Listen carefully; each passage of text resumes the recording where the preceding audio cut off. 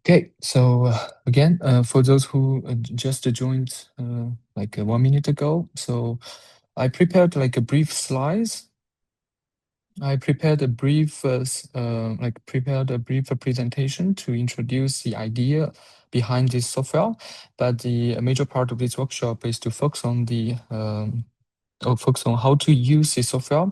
I will use several examples to explain you from impedance analysis to DRT deconvolution and then to sinus fit. So first of all, allow me to introduce the authors of the software. This software is made by me, Dr. Hang Yu from École Polytechnique Fédérale de Lausanne in Switzerland. I'm the postdoctoral researcher at EPFL, mainly working on the diagnosis and degradation of SFC and SOE. And we used the original code from Professor Priscilla Caliangio in Bern University of Applied. And also Dr. Guillaume Germanon, who is like a doctor, graduated from the same group as me, group of energy materials at EPFL, directed by Dr. Jan van Hel. So the software is completely based on Python. We would like to avoid using any, I would say, license or any software that need license, for example, MATLAB, so that it can be used in both Mac system, Windows system, Linux, or whatever others that you are using.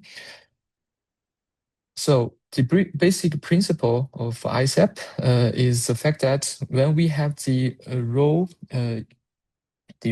impedance data, the general way that we follow is we do the process deconvolution based on the DRT peaks, and then we consider to justify how many processes that we can have from the DRT peaks, and then we create our equivalent circuit to perform the complex nonlinear least square fitting. And then we can derive the resistances, the time constants, or the dispersion factor of the corresponding electrochemical processes when we have a good match between the equivalent circuit model and the impedance data.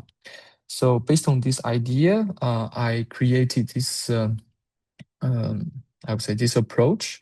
When we have the impedance data, we first truncate the data from highest frequency and the lowest frequency so that we can exclude the internal and the external disturbances.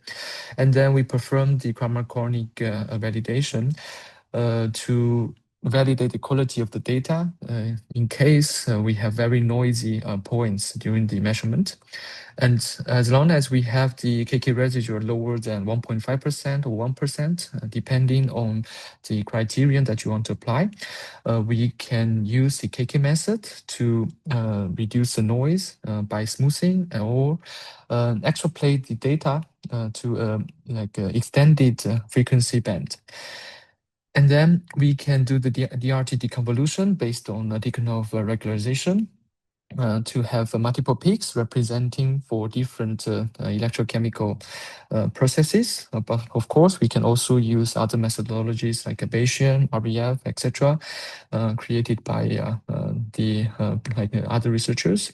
And then for me, I generally use the equivalent circuit model completely based on RQ elements, since it has 3 parameters and it can account for the impact of a big peak on the DRT on other small peaks. So because, for example, we have gas diffusion in the high temperature electrochemical devices. If we have like a bad diffusion, then we could probably have multiple peaks on the DRT, and RQ element can actually take care of that. And in the end, we perform the complex nonlinear least square fit, so sinus fit, to quantify the electrochemical processes. Okay, so for the software, we recommend to use the Python with a version higher than 3.9. And always, when you install the Python software, tick on the two boxes, use admin privileges when installing, and also add the Python executable application to the path. And if you have trouble installing Python, we have enough installation tutorial video in YouTube or Bilibili, or it's age of AI, so you can use AI to instruct you how to install Python step by step. Okay, and then let's go through the software and see how to use it and how it can process the impedance data one by one.